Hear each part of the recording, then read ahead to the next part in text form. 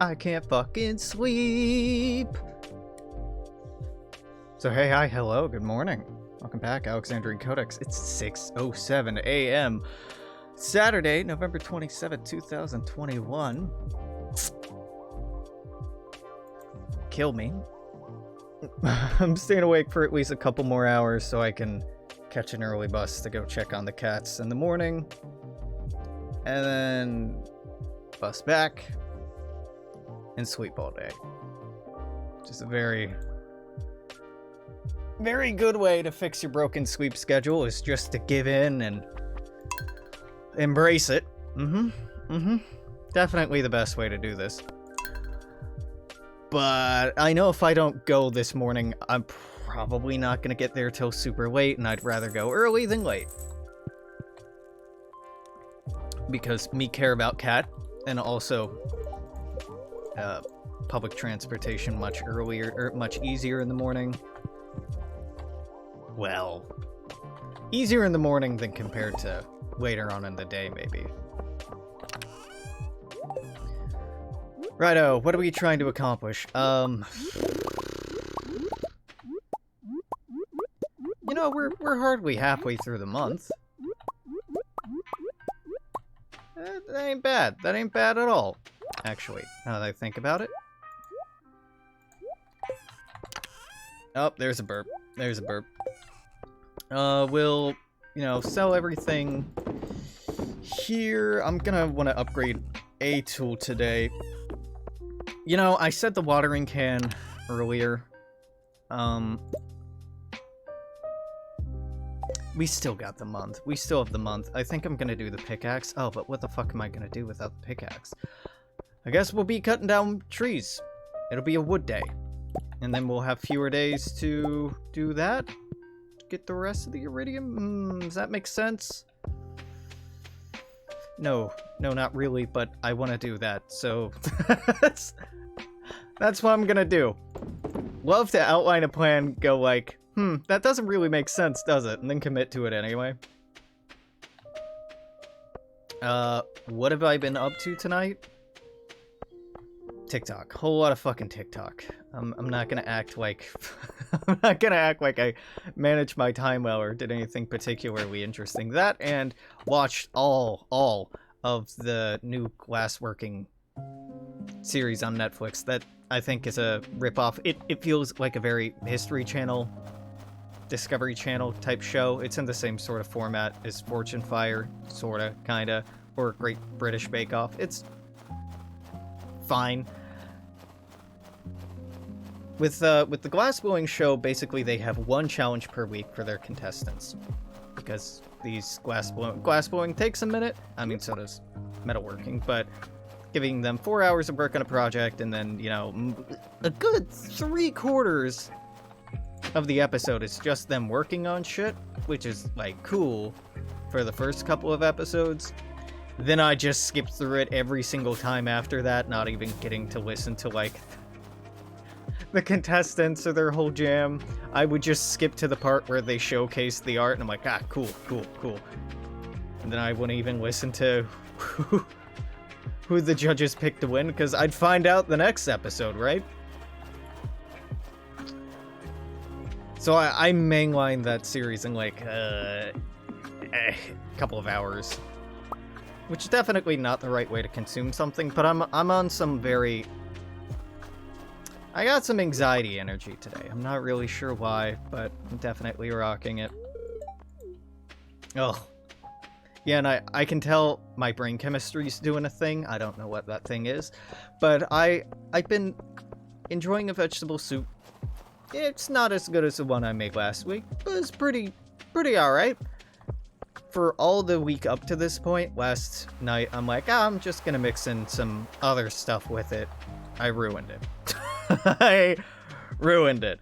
And I've been trying to be like, Alex, don't be, you know, this is a lot of food to waste. I mean, it's like, it's really not expensive, but it's a lot of, like, biomass to waste. I don't like it. Like, I was ladling up a spoonful of it earlier, and I'm like, Nope. I just felt my stomach turn. Like, I don't know what changed about this, but I now find it disgusting. So I think we're done with soup for the season. Or for now, anyway, which sucks. Hey Clint, what the fuck? Are you at that goddamn festival? I swear to Christ, you bet. Hey! Hey, asshole!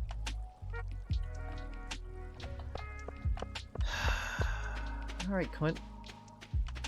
Alright, I'll have it your way. I guess I'll just go fuck myself then. Can't get that made today, because Clint's got something on his schedule besides working in the shop. Where are you going? You going to the doctor? Doctor, help me. I'm an incel who's simping hard for someone who's like definitely younger than me and don't know how to take her lack of interest and fuck off. Cool. Very cool character concept. I guess what we're doing if we're going back to the desert. I don't really want to go that hard right now. I mean, phrasing, but I mean that too. I'm trying to get down. Again, phrasing. I'm trying to. I was gonna say get deep, but you know that doesn't alleviate the aforementioned phrasing. Just give me that. That'll be fine. But whatever, you know, if I'm going bare, not half-ass it, let's try and bomb our way down. At least get some iridium out of this bitch. I'm going late. I should have. Oh well. I was gonna say I should have realized he was going to the doctor today. No, I shouldn't have. It's completely unreasonable for me to put the expectation on myself that I'd have every NPC's entire schedule memorized. But that's what my brain does. Anytime I don't know something, like, clearly I should have known this really obscure, esoteric detail. God, I'm such a fucking idiot. It's not a way I would treat or talk to anyone else, but you know, we do hold inconsistencies when it comes to our expectations and treatment of ourselves and the expectations and treatment of others.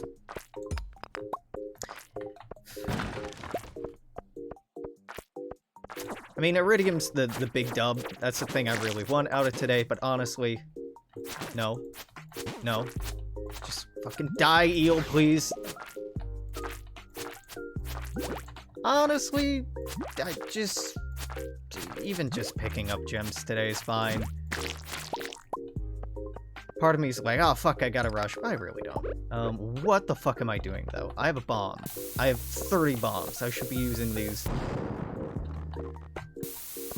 liberally, I guess. Is how I should phrase this.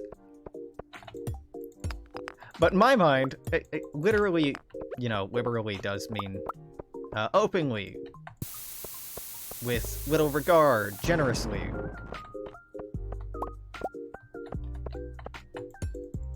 I don't really know liberals to be particularly generous, or treating the use of or distribution of things as being something to take lightly. They tend to be a bunch of stingy-ass motherfuckers who are concerned with private property. And property rights. And oh, yeah, sure, they want to extend rights, but they don't want to communalize property. Or share the means of production. So, I mean, are you really generous? Are you really caring? Are you really... You really live in those espoused values? Don't think so. This level is cursed, by the way. I would love to see a ladder. Fuck you, Alex. We don't do ladders here. Oh my god, you gotta be fucking kidding me.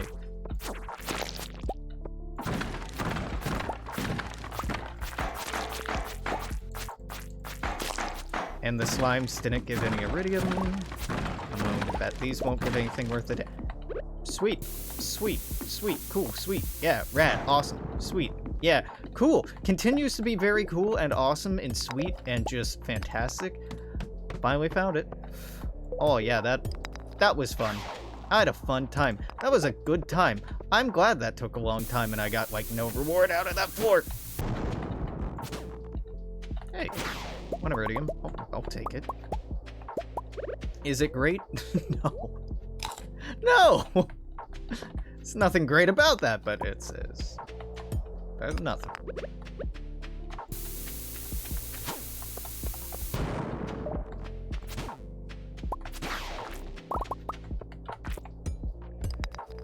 Okay, I guess smart money is that it's over where the slime is. Please, please, thank you. Just let me out.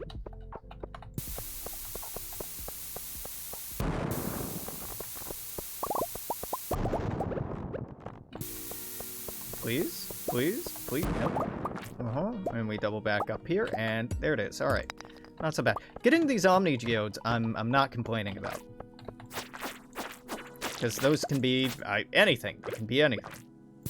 Night market's already open. Wow, already hit 5 p.m. and I'm on level 4. To be fair, we've only been down here about 4 hours.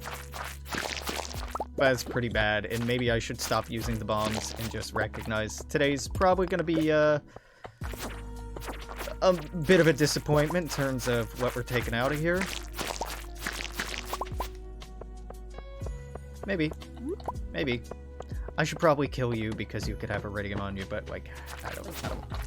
Oh, God, this sucks. Alex. There you go.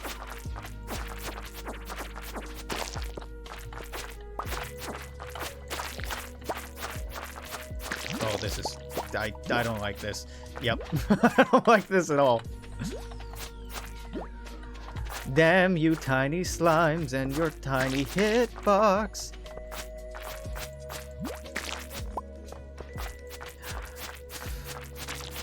Yeah. It's been a okay night. Spent a lot of... more time than I like learning about the new COVID variant. And thinking about that and just like kind of doomering a little bit, like, oh, yep, that seems great. And you know, a lot of analyses on it are still pretty first blushy, not rudimentary, not superficial, but preliminary. That's the word I wanted. But the fact that there's reasons to believe that it may be much more resistant to vaccination and even like established immunity. You'll forgive me, I'm a little slow right now. I've been awake for too long, or you won't forgive me, and I mean, frankly, fair. But I need no external affirmation or gratification at this time. Fuck you, I'm right. I've always been right. I've never been wrong a day in my life. I say things like that, and if you don't know me, you might assume that I'm being serious, and oh lord, no. Never. Never. Hey, can I get some mummies in here? Get some mummies in chat, please.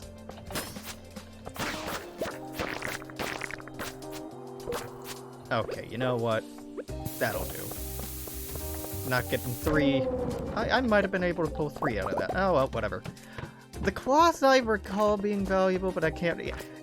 Either way, like I looked into, can I get my booster yet? And probably. The answer is probably. I could probably spend a lot of time trying to get my 3rd shot.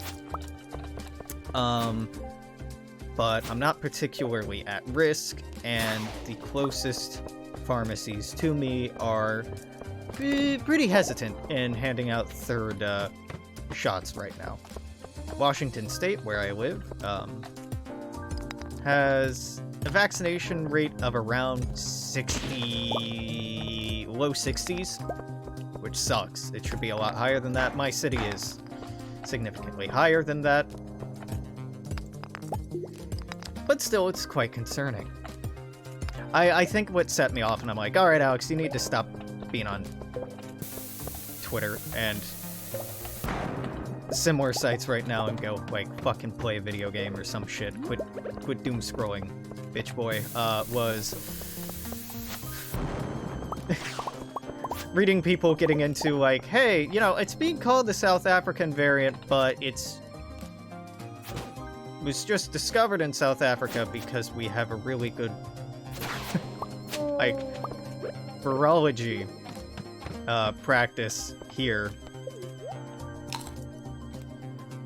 And chances are it is present everywhere else, and you're just worse at detecting it? I'm like, haha, yeah, that's probably true. Like the Spanish flu. It was not Spanish. Matter of fact, it was probably American. But Europeans and Americans particularly love racializing this shit. Love characterizing people from really non-white countries and non-white cultures and non-white people as being dirty and inferior and sick and diseased and a health risk to be around. Like, when we talk about traveling abroad, there's all these shots you need to take, but if you look at the rate of parasitism, people with parasites in the United States is incredibly high in comparison to a country like Vietnam. Incredibly high. Like, it's just not a thing that's investigated or treated very regularly here. Like, we're actually pretty fucking grody. And we do a lot of projecting that's very racially motivated.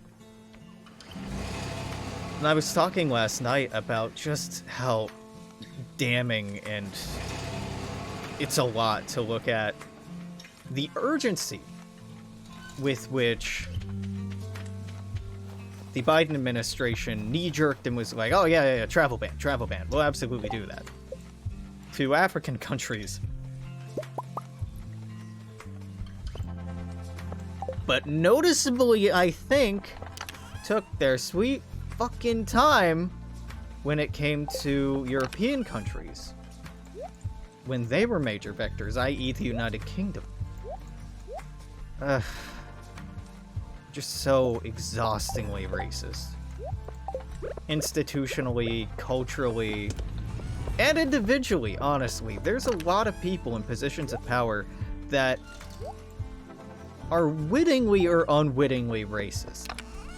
That have a lot of shit to unlearn and re-educate themselves on. And while they are doing so, should not be in positions of power.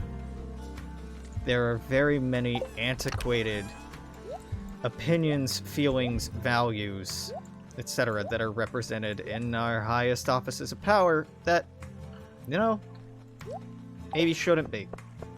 Maybe shouldn't be. And by maybe, I mean absolutely shouldn't be.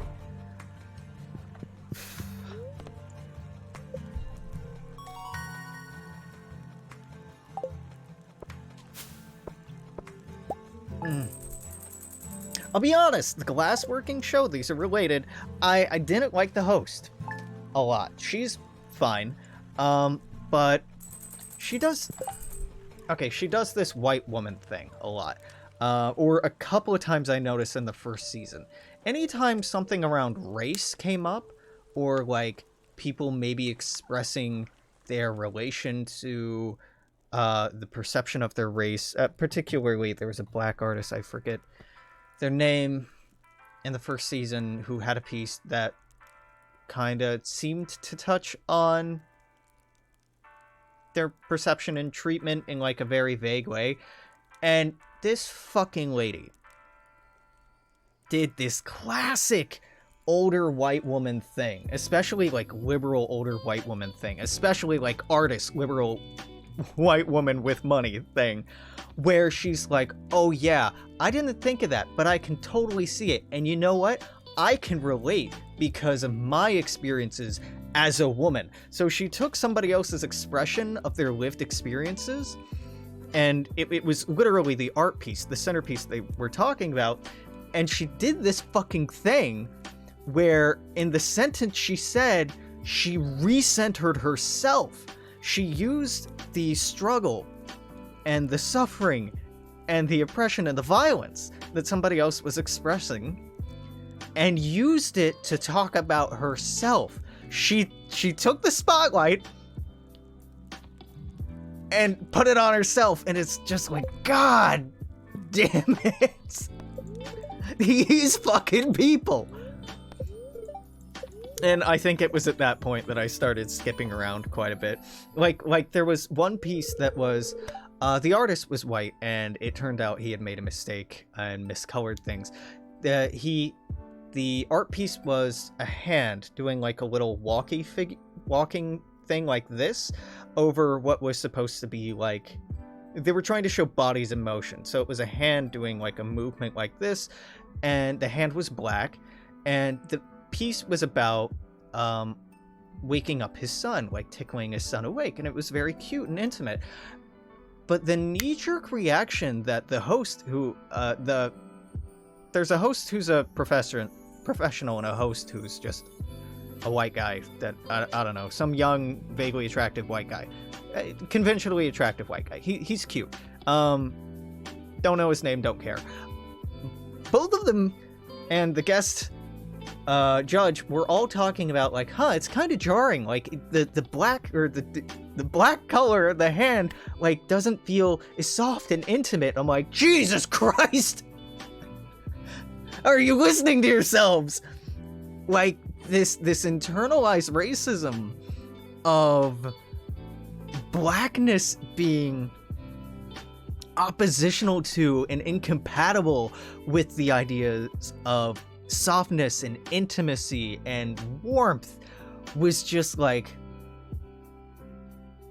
really interesting. That was their gut reaction. They said it, and these three white people standing around a fucking table on camera, not one of them thought, hey, wait a minute. No one editing it thought, hold up, maybe we cut that, maybe we recontextualize that, because it's just fucking racist. And God, it was such a good and striking reminder of these leftists, not leftists, these liberal circles, the art world particularly, that there's a lot of rich, wealthy, liberal people in that espouse their progressivism and how inclusion is important to them. Still, y'all motherfuckers be a little racist. Oh, right. I can use your sewing machine? Oh, that's cute. Thank you, Emily. Goodbye. I don't want to talk.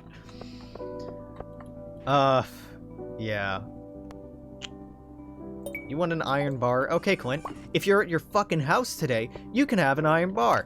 If you aren't, well, I'm gonna keep it. And I'm not gonna solve or finish this quest purely out of spite, Clint. 100% out of spite.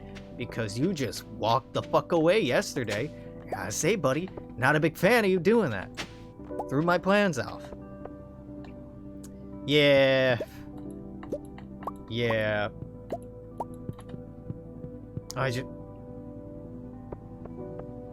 Come on, man, if you're really making a show in the second decade of the 21st century in the United States, and you center as the voices of authority a white man and a white woman. Oh, sure, they have guests on. Almost all of the guests are white. Almost all of them. And maybe this is because the glass-blowing world is very white. I don't know. Really a world that is outside of my scope, but it kind of feels that way. The host has Oh, she's got art professor vibes. In good ways, not just in like, ooh, she fucked up and she is like totally not hearing it ways, like with the a couple of times races come up, or not come up when it should have come up. She can be very paternalistic or parental. In like one of the first few episodes, there's Momo, I think her name is. Oh god, I forget. I'm bad with names, and I again speed watched the thing. Japanese artist, I believe. It's told straight up like, oh, I would have used a different color on this part, and her reaction was nothing. And then being interviewed after the fact, she's like, that was wildly inappropriate. Like, speaking artist to artist, just being like, I feel like you should have done it my way.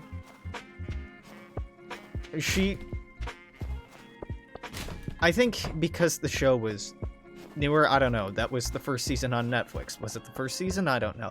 Maybe stepping into her role as a judge for a contest show took a little bit of, you know, wiggling and getting used to that position and that voice when she's so accustomed to being a professor. But even then, dude, like,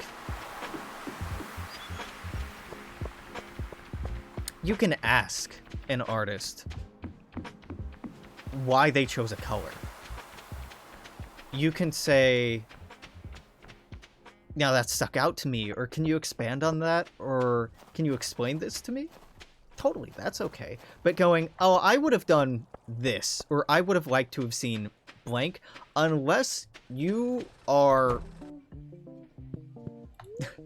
unless you've commissioned that artist and made it clear ahead of time that what you wanted was something specific, you don't get to say, well, I just wish you would have used this color. Fuck off. Fuck off with that.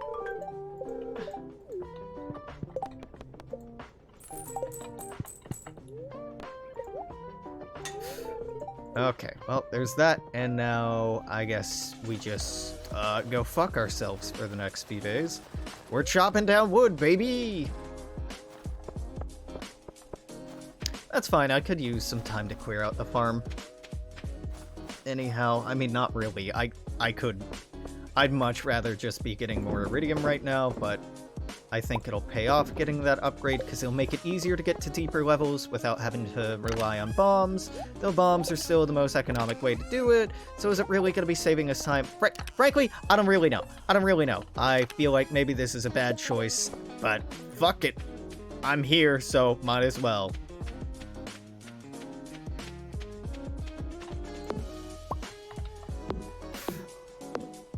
Yeah, so show was, mixed. Would I recommend it?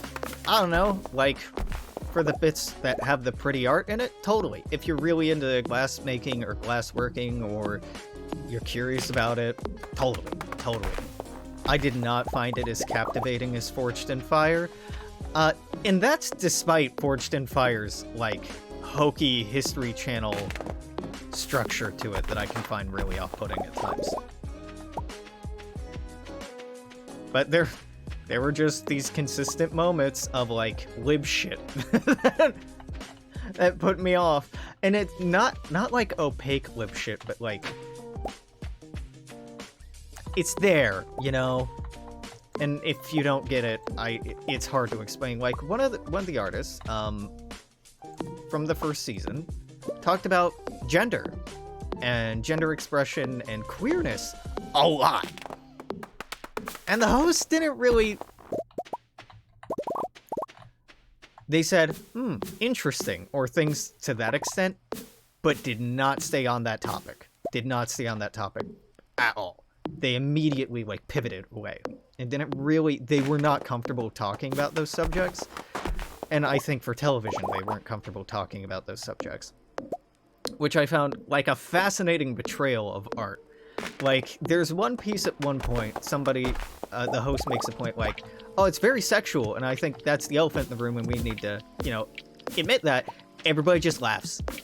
They just laugh and be like, yeah, you know, I can see it, yeah. But then they'll dig into it, like, what's sexual about it? How does it invoke that eroticism or that sense of sensuality, of sexuality? What is the artist trying to say or express in doing this? Why does it evoke these feelings? They don't dig into it! They don't do any of the fucking art to it because they're trying to make it PG. And it's such a fucking betrayal. In my mind, that's such a betrayal.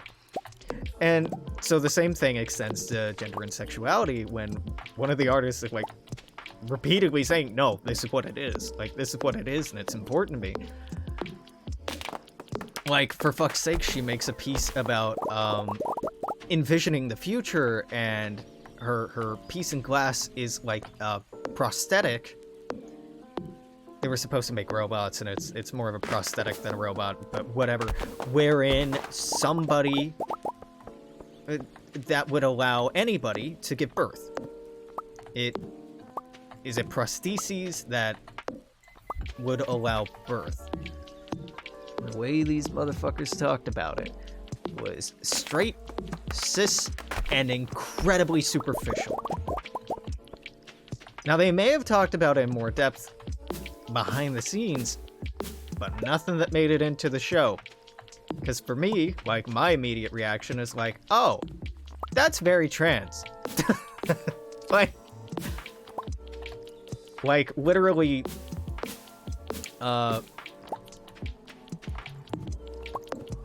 giving access to reproduction to people whose bodies by birth cannot facilitate reproduction in that way. Like, that's awesome and exciting and beautiful and really empowering. But nah, the fucking judges were just like, yeah, it's so men can have children or can give birth. I'm like, bitch, there are men who can give birth right now.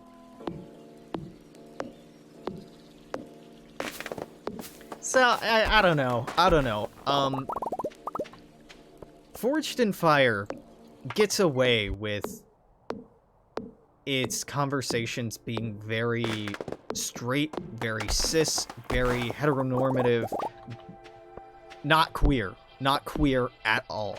And you know how it does that? It's subject matter. Metalworking, particularly bladesmithing. While it has a degree of artistry, it does not have the same sort of artistry and expression and, you know, exploration in a very queer way that other more, let's say, popular forms of art have. Right? Like, Jesus Christ. It felt like such a misstep to me to have a show about making art and have subjects that you're very clearly not talking about on camera, at least. You're talking around, or you're being like, hee, I guess we have to acknowledge it, and then not teasing it apart, not talking about it. Doing bad critical analysis. And like they didn't. Another good part about Forged in Fire is how they look at things on a few levels.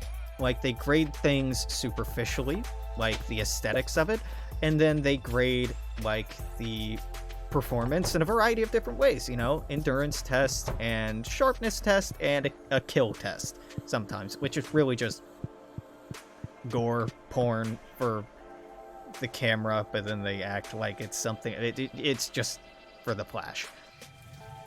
But in having these clear ways that you're grading and judging it, well, it gives every episode a lot more structure when it comes to the judging, and it's a bit less arbitrary when somebody's like, well, this particular piece, this thing just doesn't work for me. I don't give a shit if it works for you. Talk about it mechanically. Or, you know, there's so much ambiguity, you know, the expression "there's no accounting for taste" is abso-fucking-lutely true when it comes to art, and I think the show really, really struggles because of that. Because it's so subjective. there are pieces where they're like, I don't really like this. I'm like, what are you talking about? It's fucking phenomenal. And then there's like one piece, again, 3 fucking white people talking about this glass, I think it was a neck piece or a headdress, and had a bunch of rods coming out of it, and like a hemisphere, a semicircle, not a hemisphere, it wasn't 3-dimensional, in a semicircle shape, that were really just glass rods, which are, you know, fine, but it, I don't know, to me looked kind of lazy. But they're like, oh my god, yeah, it reminds me of like Mayan and Aztec stuff. I'm like, Jesus fucking Christ, you white people, fucking white people. Oh yeah, that looks vaguely reminiscent of something that it isn't at all. And they're like, oh yeah, and like ancient Egyptian too. I'm like, you motherfuckers, like, I don't know, it's the historian and anthropologist and archaeologist in me that's like, you can't just superficially go, oh my god, that totally looks like thing from a culture that I am removed from in time and space and material from, and has, like, for some of those cultures, very important value and worth, like, spiritually and philosophically, and just be like, oh yeah, OMG, it's totally like this. No.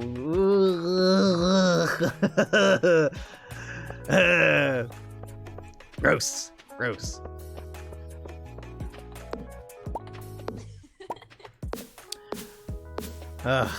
I'm fun at museums. I'm a lot of fun at museums. Art museums, history museums, whatever the fuck. Because I know a little about a lot. So I can get a conversation started about damn near anything. Or contextualize things for you. Or talk about, like, the things I don't know. I'm not being like, ugh, I'd make a better host. Abso-fucking-lutely not. Absolutely not. Do I know a goddamn thing about glassworking? No! No, and I would never pretend to. I am just at the position that you should have a more diversified group of people making these critiques and analyses, particularly when you have a diversified cast. And just in the modern fucking day and age, and if the abundance of white people is endemic and representative of the glassworking community, well, I think that's more of a condemnation of the glassworking community than anything else, and it's something that minimally should be recognized or addressed. But it won't be, because it's cowardly lib shit that just cares about identity politics and representation, but not any real agency or equity or power or voice. You always gotta get white people to talk over and ultimately judge and make the decisions for the people of color you have on your show. Apparently! Alex, come on, that's a bit of a stretch. Is it? Because that's literally what they're doing. And, you know, the same critique absolutely can and perhaps should be applied to shows like Forge and Fire. Oh god, I don't want to do this. I'm sure I'll have something for Penny. But I don't want to. It's the thing. I don't want to celebrate your fucking holiday. Sorry. Forge and Fire, typically 2 white guys and an Asian guy. I think he's Japanese, I don't know. And because I don't know, I'm just saying Asian.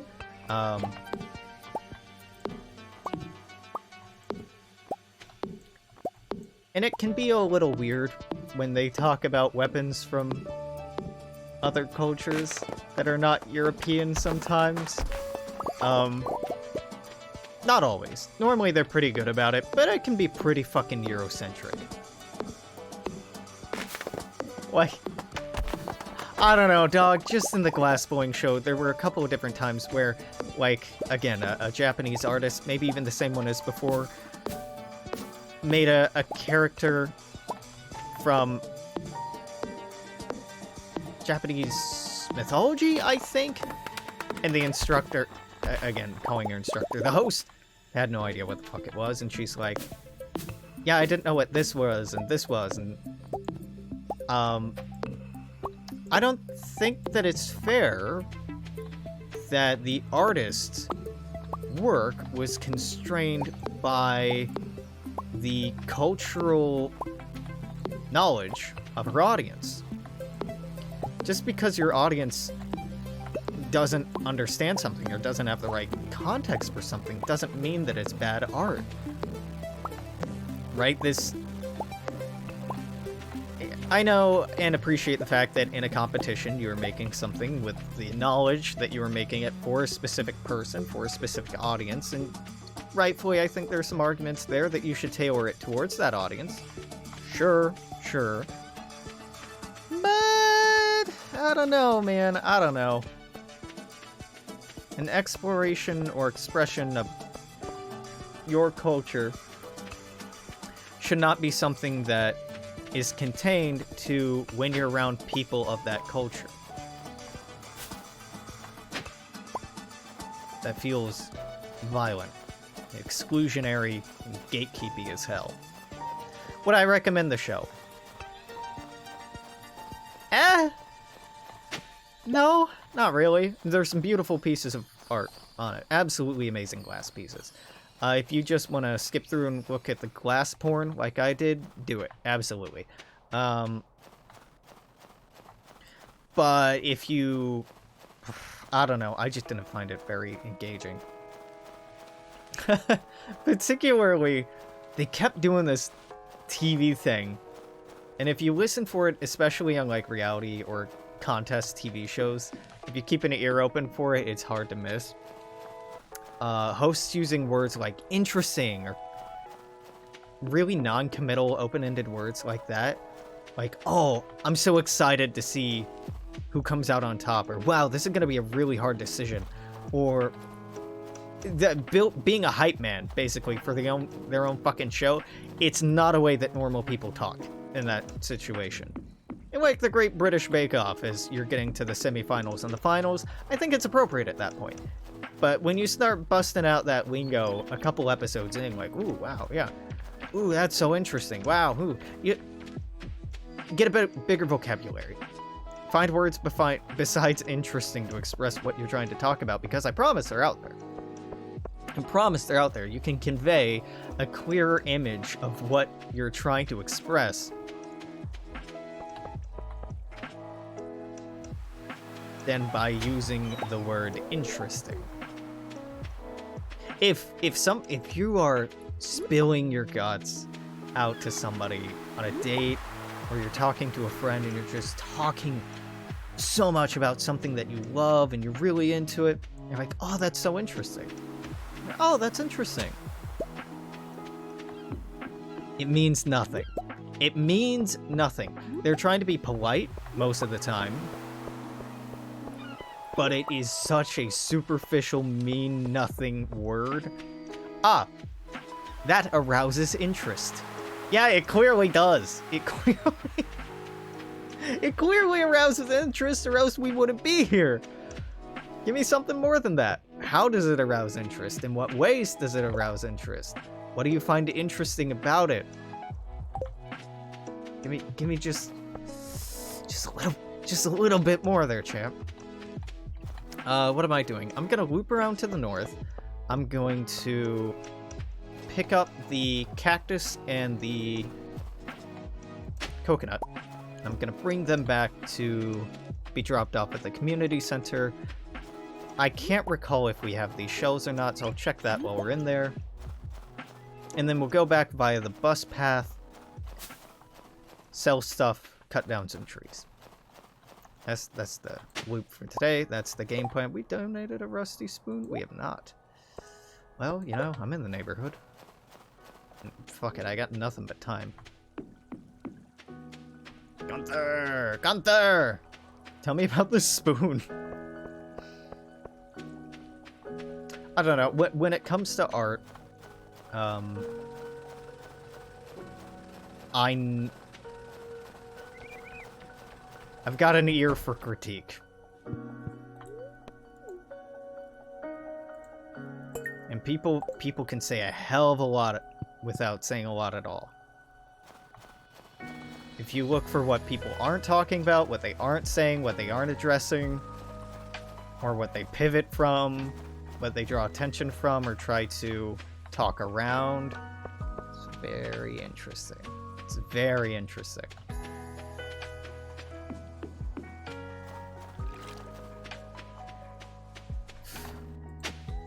I really do feel that, I kind of want these worms, but I don't.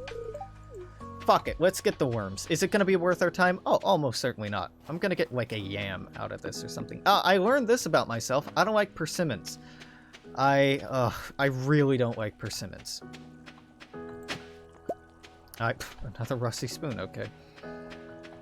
For Thanksgiving, my grocery delivery was sent a day early, and I didn't realize it. So the last day for picking out the groceries got moved up by a day, so I didn't do it. So I just got a box full of seasonal stuff, which is normally fine. Oh boy. Yeah, I fucking hate persimmons. And they gave me parsnips too. Gotta say, don't love them. And I think that's what really ruined the soup, where ingredients I wasn't really too sure about how they would mix with things, and really didn't end up mixing well. And yeah, it's kind of a disappointment. So after I check on the cats today, I should probably go to the grocery store. Otherwise, I'm probably getting takeout tonight. Whenever the fuck I wake up, and financially I shouldn't do that. But, like, I kind of just want to do it because it's easy and I don't want to have to think about it. I make no... I want people to have no illusions about what a barely functional human being I am. I desire to put on no airs when it comes to the effect depression, anxiety, and consistent procrastination have on my life. Ah, God, like, I haven't really been very talkative this week with folks at all. This week started out with me being kind of in a weird, insecure, kind of depressed headspace. I've worked through that, which is nice. But I still haven't been super talkative with folks I'm dating. I've kind of needed a little more space than I had been wanting and needing, which sucks. Because I want to be as enthusiastic and excited, but I'm just kind of down right now, and I don't have that. Which is fine, you don't always have to be on. Please, you know, take that to heart. You absolutely do not always have to be turned on and excited. You're allowed to have dour, quiet moments in love and in romance and in life.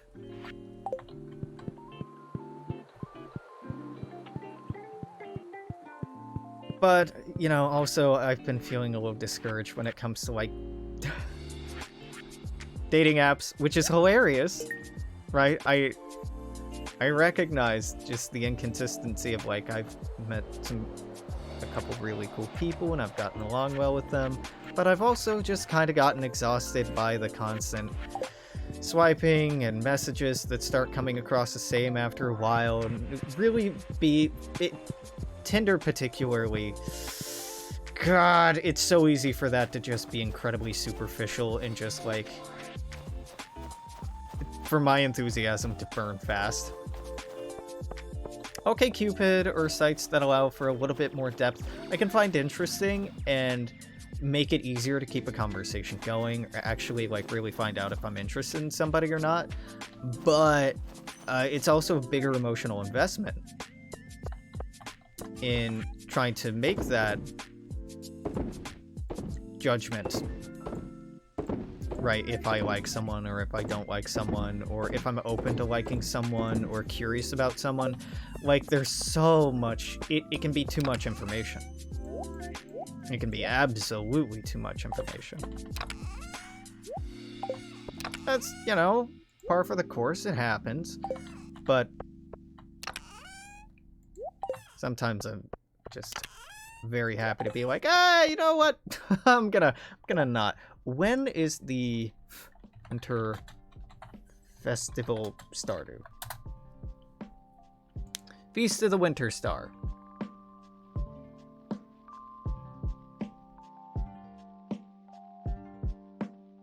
And ours was... Oh god.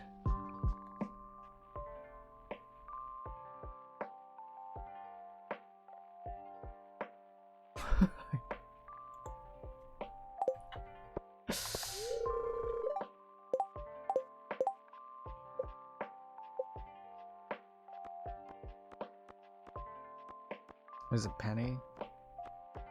Was it Leah? Dude, I honestly don't remember. I don't have a fucking clue who our gift was. Alright, everybody loves diamonds, so I'll just bring a fucking diamond on the 25th. Yeah, that works. That works. Look at me. Getting assigned a Secret Santa, I'm like, you know what? Just get him a fucking gift card. Genuinely, it's a great gift. If you're buying me a gift, money. If you're buying me a gift and you don't know me well enough or don't know what I want, give me money.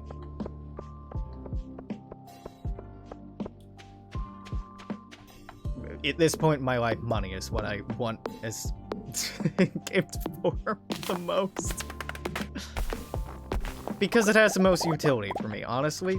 Money pays rent, money pays bills, and being unemployed and all, I'm kind of more interested in that.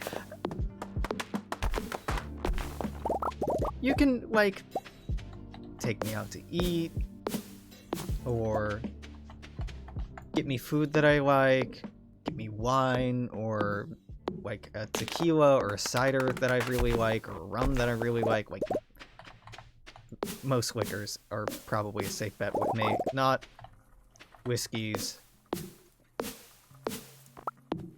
I don't like brown alcohols, or scotch. I don't. Couldn't tell you. Couldn't tell you why. Just don't like it. And I'm tired of pretending like I do, and I'm tired of trying to wait for it to catch on, because, like, I don't like it. Don't like bourbon, don't like whiskey, don't like scotch. They can be okay in mixed drinks, but, like, on their own, nah. And even in mixed drinks, it's... it depends on the day. Most of the time, no. If you know me well enough to know my aesthetic, and you find clothes that you think would look cute or cool, yes. Yes, absolutely buying me clothes is a great thing. Candles are hard to go wrong with. Incense is hard to go wrong with. Donating to a charitable cause I actually care about is a pretty good way. Unfortunately, I do sometimes get people donating to, like, some very liberal causes that are, like, not doing much.